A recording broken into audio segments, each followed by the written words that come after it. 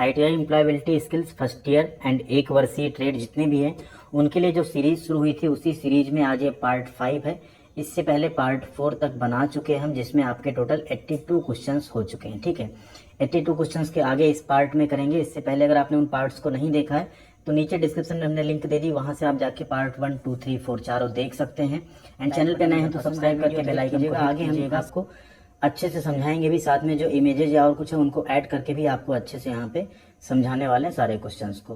पहला क्वेश्चन यहाँ पे है 83 नंबर, जिसको हम कहेंगे पार्ट 5 का, कैजन मीन्स यानी कैजन का अर्थ क्या है। बहुत ही इंपॉर्टेंट क्वेश्चन है, पिछले जब से सीबीटी एग्जाम हो रहा है लगभग पार्ट्स में पूछा जा रहा है लगभग सेशन में।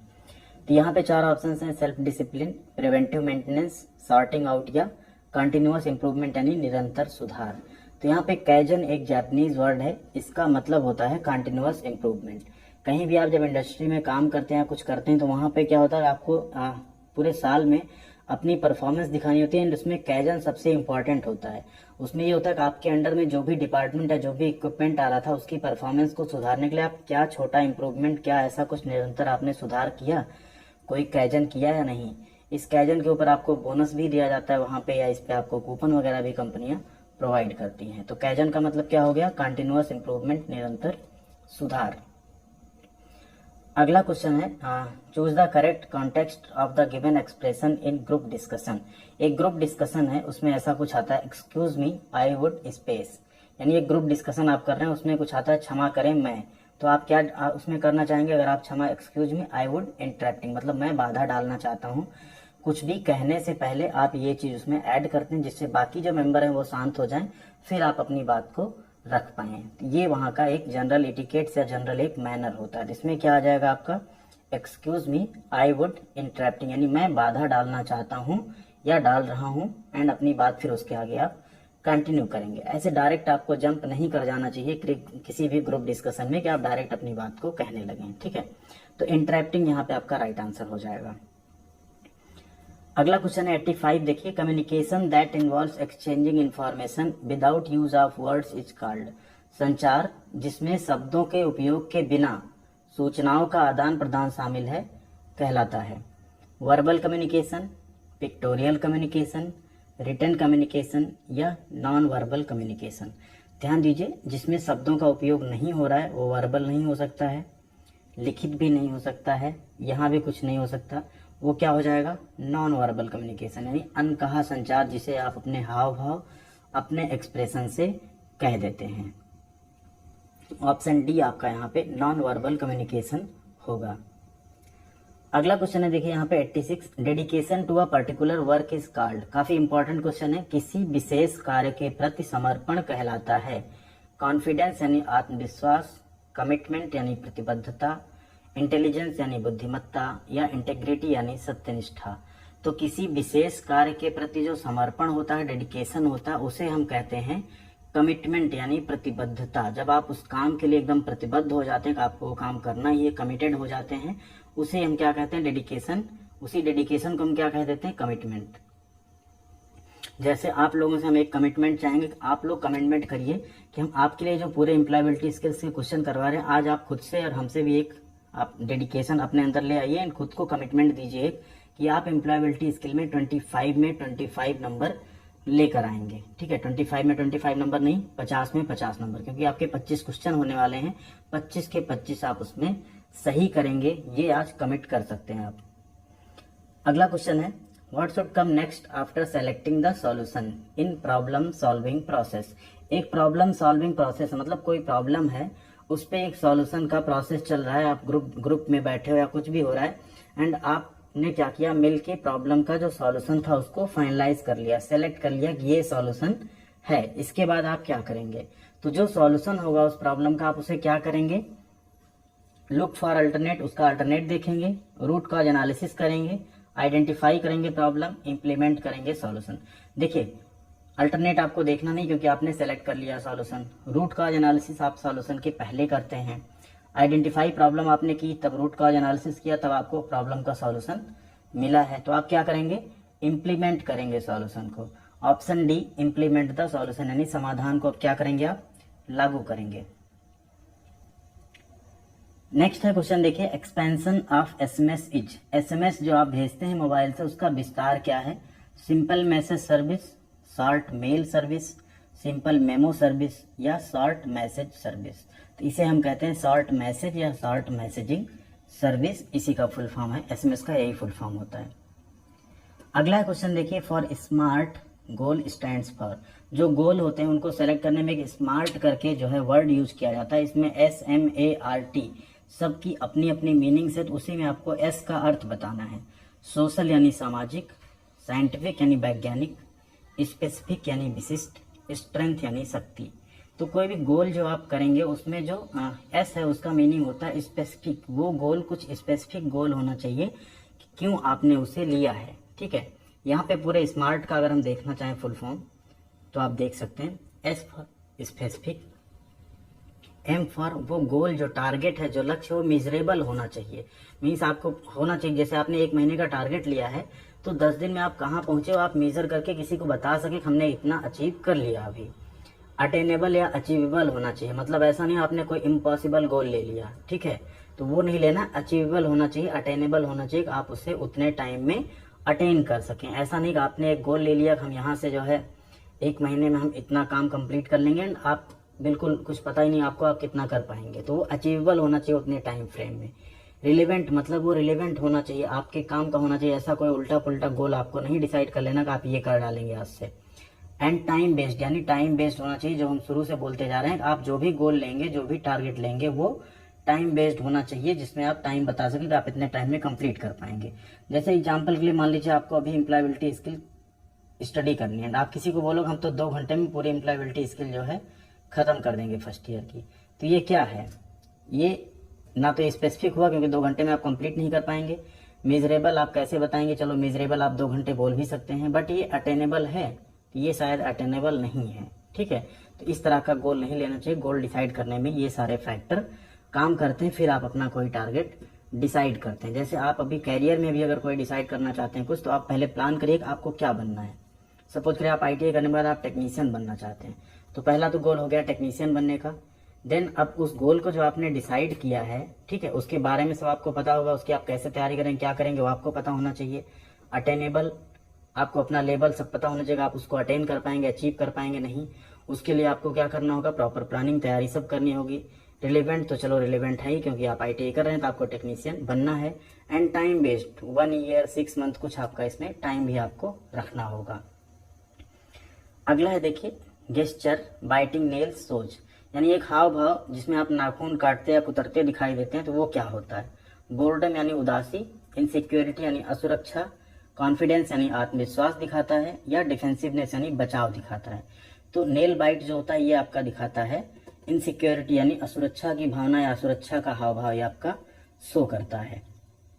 क्वेश्चन नंबर 91 है, gesture brisk and erect walking shows, हाव भाव एक तरह का तेज और सीधा आप अगर चल रहे हैं तो क्या शो करता है? बोर्डम यानी उदासी, डिफेंसिवनेस यानी बचाव, कॉन्फिडेंस यानी आत्मविश्वास, इनसिक्योरिटी यानी असुरक्षा। यहाँ पे आपका राइट आंसर है कॉन्फिडेंस यानी आत्मविश्वास। नेक्स्ट है question, which factor helps to motivate people, कौन सा कारक लोगों को प्रेरित करने में मदद करता है, मोटिवेट करने में मदद करता है? लैक ऑफ फोकस यानी ध्यान की कमी अगर आपके अंदर है तो आप उनको मोटिवेट कर सकते हैं। लैक ऑफ कॉन्फिडेंस आत्मविश्वास की कमी, लैक ऑफ डायरेक्शन दिशा की कमी हो उनमें, या लैक ऑफ नर्वसनेस। देखिए अगर ये तीनों चीजें हैं तो आप पीपल्स को मोटिवेट नहीं कर सकते, ध्यान की कमी, आत्मविश्वास कमी और दिशा की कमी है तो नहीं हो पाएंगे वो मोटिवेट। क्या होना चाहिए उनमें? नर्वसनेस या घबराहट नहीं है तो उन्हें मोटिवेट किया जा सकता है, वो मोटिवेट हो सकते हैं। अगला क्वेश्चन है यहाँ पे, गोल्स आर कैटेगराइज्ड एज, लक्ष्य जो है उनको वर्गीकृत किया गया है। तो गोल जो है आपके जो लक्ष्य होते हैं उन्हें 2 तरह से वर्गीकृत किया जाता है, एक शॉर्ट टर्म एंड एक लॉन्ग टर्म। शॉर्ट टर्म गोल कुछ होते हैं, जैसे आपका कोई शॉर्ट टर्म गोल हो सकता है कि आपको अभी ITI का जो एग्जाम है इसमें 90% से ऊपर मार्क्स ले आने हैं, ये आपका हो गया शॉर्ट टर्म का गोल, जो कि आप 1 महीने 2 महीने स्टडी करेंगे, आप कंप्लीट करेंगे, हो जाएगा। लॉन्ग टर्म गोल होता है आपका कुछ आपने आज के 10 साल बाद का प्लानिंग किया, हमको 10 साल के बाद यहाँ होना, ये हमारी फाइनेंशियल स्टेटस होगी, ये हमारे पास होगा, इतनी प्रॉपर्टी होगी, या कुछ भी आप जो करते हैं, आप अपने आप को कहाँ देखना चाहते हैं, वो आपका एक लॉन्ग टर्म गोल होता है, लक्ष्य होता है। नेक्स्ट है क्वेश्चन, देखिए गोल्स आर क्लासिफाइड एज। देखिए क्वेश्चन कई तरीके से पूछा जा सकता है, इसलिए हमने इसको रखा, अदरवाइज इसका रखने का कोई प्लान नहीं था। गोल्स आर क्लासिफाइड एज ऐसा भी आ सकता नहीं, लक्ष्यों को वर्गीकृत किया जाता है, ऑप्शन थोड़े घूम सकते हैं। इसमें क्या आ गया, big and small goal, long term and short term goal, important and not important goal and intrinsic and extrinsic goal. तो देखिए इसमें कई लोग बिग एंड स्मॉल गोल पे क्लिक कर सकते हैं, इसलिए हमने इसको रखा। तो इसमें क्या ऑप्शन आएगा आपका, ऑप्शन वही रहेगा, दीर्घकालिक और अल्पकालिक यानी long term and short term goal आपके होंगे। अगला क्वेश्चन है, in face to face communication body language accounts for. आमने सामने संचार में बॉडी लैंग्वेज, जो आपकी बॉडी लैंग्वेज है उसका कितना परसेंट अकाउंट्स होता है, अकाउंट होता है, ठीक है। 7%, 38%, 55% या 100%। तो जो आपका बॉडी लैंग्वेज होता है वो अकाउंट करता है 55%। देख सकते हैं आप, अगर आमने सामने बात कर रहे हैं, इसीलिए कहा था इंटरव्यू में जो है बॉडी लैंग्वेज आपकी बहुत मैटर करती है, ठीक है। यहाँ देखिए क्या क्या चीजें होती हैं, जो आप वर्ड्स हैं आपके वो 7% स्पोकन वर्ड मैटर करते हैं, वॉइस का टोन आपका 38% मैटर करता है, एंड 55% आपकी वहाँ पे बॉडी लैंग्वेज जो है वो मैटर करती है जब आप कोई कम्युनिकेशन फेस टू फेस कर रहे होते हैं। अगला क्वेश्चन यहाँ पे, इंट्रिंसिक मोटिवेशन इज। आंतरिक प्रेरणा है शॉर्ट लिव्ड यानी अल्पकालिक होती है, लॉन्ग लास्टिंग यानी दीर्घकालिक होती है, फॉर मनी और रिवार्ड यानी पैसा या इनाम के लिए होती है, या टू गेन सोशल एक्सेप्टेंस सामाजिक स्वीकृति प्राप्त करने के लिए होती है। देखिए इंट्रिंसिक मोटिवेशन मतलब होता है आंतरिक प्रेरणा, जो आपके अंदर से प्रेरणा है। तो कोई भी चीज अगर हम अपने अंदर से मोटिवेट होते हैं तो हमेशा वो लॉन्ग लास्टिंग होती है, क्योंकि हम उस पर पूरा मंथन करके विचार करके तब हम मोटिवेट होते हैं और हमारे अंदर से खुद आती है। तो इंट्रिंसिक प्रेरणा जो होती है वो क्या होती है, लॉन्ग लास्टिंग होती है, ठीक है, दीर्घकालिक होती है। जैसे एक एग्जाम्पल आपको यहाँ हम समझाएं, आप यहाँ देख सकते हैं, ये यहाँ पे दो लड़के हैं, क्या खेल रहे हैं, फुटबॉल, ठीक है। लेकिन इसका जो है, इसके दिमाग में देखें क्या चल रहा है, ये है एक्सट्रिंसिक मोटिवेशन। क्या चल रहा है, motivated to perform an activity to earn a reward और अवॉइड पनिशमेंट। या ये किस लिए खेल रहा है, सिर्फ कुछ रिवार्ड पाने के लिए या पनिशमेंट को अवॉइड करने के लिए, पनिशमेंट से बचने के लिए खेल रहा है। तो ये क्या हो गया, ये एक्सट्रिंसिक मोटिवेशन हुआ, क्योंकि इसके अंदर से ऐसी कोई प्रेरणा नहीं आई है इसे। उसी जहाँ इस लड़के का क्या है, इंट्रिंसिक मोटिवेशन का एग्जाम्पल अगर आप देखें, motivated to perform an activity for its own sake and personal reward, ठीक है। ये अपने लिए और अपने पर्सनल यानी खुद की खुशी के लिए, खुद को रिवार्ड पाने के लिए ये खेल रहा है। इसका ऐसा कुछ नहीं कि पनिशमेंट पाएगा या अवार्ड पाएगा तभी ये खेलेगा। तो ये कैसी प्रेरणा होती है, ये आंतरिक प्रेरणा होती है। क्वेश्चन नंबर 97 है, listening to songs only to derive pleasure comes under. केवल आनंद प्राप्त करने के लिए गाने सुनना किसके अंतर्गत आता है। चार ऑप्शन हैं आपके, क्रिटिकल लिसनिंग यानी आलोचनात्मक सुनना, ऑप्शन बी थेरेपेटिक लिसनिंग यानी चिकित्सीय श्रवण, ऑप्शन सी है एप्रिसिएटिव लिसनिंग यानी सराहनीय सुनना, या ऑप्शन डी है कम्प्रहेंसिव लिसनिंग यानी व्यापक श्रवण। तो यहाँ पे आपका राइट आंसर हो जाता है ऑप्शन सी, एप्रिसिएटिव लिसनिंग यानी सराहनीय सुनना।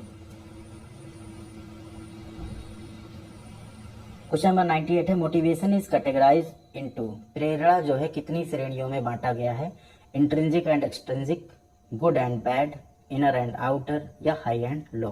तो यहाँ पे जो मोटिवेशन है वो होता है इंट्रिंसिक एंड एक्सट्रिंसिक। कई बार आप लोग यही मिस्टेक करते हैं कि गोल में इसको सही कर देते हैं, मोटिवेशन में इसको कर देते हैं, या शॉर्ट टर्म या लॉन्ग टर्म साथ में ऑप्शन आ जाता है उसको कर देते हैं। ध्यान दीजिए, गोल हमेशा शॉर्ट टर्म लॉन्ग टर्म होंगे, मोटिवेशन हमेशा इंट्रिंसिक और एक्सट्रिंसिक होगा। अगला क्वेश्चन है, noise physical discomfort of hotness और कोल्डनेस कम्स अंडर। शोर, गर्मी या ठंडक, शारीरिक परेशानी किसके अंतर्गत आता है। कल्चर बैरियर, लैंग्वेज बैरियर यानी भाषा की बाधा, परसेप्शन बैरियर, या एनवायरमेंट बैरियर। ये है आपका कम्युनिकेशन में बैरियर। कोई कम्युनिकेशन हो रहा है उसमें कितने तरह के बैरियर या बाधाएं हो सकती हैं जिससे दूसरे सामने वाले को पूरी तरह से कम्युनिकेशन समझना है या वो उसमें इन्वॉल्व ना हो पाए। तो उसमें आपका शोर, गर्मी, ठंडक ये सब किसमें आता है, इन्वायरमेंटल बैरियर कहा जाता है, ठीक है। बाकी लैंग्वेज बैरियर, परसेप्शन बैरियर, ये सब कई तरह के बैरियर उसमें होते हैं। अगला क्वेश्चन है, rise and fall of pitch of voice is called. आवाज की पिच का उठना और गिरना कहलाता है वॉवेल यानी स्वर, इंटोनेशन, कॉन्सोनेंट, या प्रोनाउंसिएशन। तो यहाँ पे आपका राइट आंसर है आवाज की पिच का उठना और गिरना क्या कहलाता है, इंटोनेशन। क्वेश्चन नंबर 101 है, the study of right and wrong in human endeavor is called. मानव प्रयासों में सही और गलत के अध्ययन को कहा जाता है मोटिवेशन, सेल्फ अवेयरनेस, एथिक्स या गोल। तो मानव प्रयासों में सही और गलत के अध्ययन को, बहुत इंपॉर्टेंट क्वेश्चन है ये, उसे हम कहते हैं एथिक्स यानी आचार विचार। अगला क्वेश्चन है what is a drawback of role playing. भूमिका निभाने में क्या कमी होती है, क्या ड्रॉबैक है उसका। बिल्ड्स कॉन्फिडेंस यानी आत्मविश्वास बनाता है। डेवलप्स लिसनिंग स्किल्स, सुनने का कौशल विकसित करता है। डजंट प्रोवाइड रियल सिचुएशन, वास्तविक स्थिति प्रदान नहीं करता है। डेवलप क्रिएटिव प्रॉब्लम सॉल्विंग, रचनात्मक समस्या समाधान विकसित करता है। तो देखिए यहाँ पे ये तीनों तो इसके बेनिफिट्स हैं। ड्रॉबैक सिर्फ एक है कि ये रियल सिचुएशन प्रोवाइड नहीं करता है आपको। जो रोल प्लेइंग या भूमिका निभाना होता है इसमें आपको रियल सिचुएशन प्रोवाइड नहीं होती, बाकी सारे इसके बेनिफिट्स है यहाँ पे। तो आपका option C doesn't provide real situation यहाँ पे राइट आंसर है। अब आ गई आपकी बारी। क्वेश्चन है बोनस क्वेश्चन आपके लिए। A program that infects other program by modifying them is called. एक ऐसा प्रोग्राम जो बाकी प्रोग्राम्स को क्या करता है, इन्फेक्ट करके उन्हें मॉडिफाई कर देता है, उसे क्या कहते हैं। वायरस, एंटीवायरस, वेब पेज या नोटपैड। कौन सा ऑप्शन सही है उसके साथ आंसर आप लोग जरूर कमेंट कीजिएगा। जिसका भी कमेंट सही होगा उस पर हम लाइक और रिप्लाई जरूर करेंगे। बाकी वीडियो को अभी तक लाइक नहीं किया तो लाइक कर दीजिएगा, एंड चैनल पे नए सब्सक्राइब कर लीजिएगा और वीडियो को अपने दोस्तों के साथ भी शेयर कीजिएगा। Thank you very much. मिलते हैं अगली अपडेट के साथ अगले वीडियो में।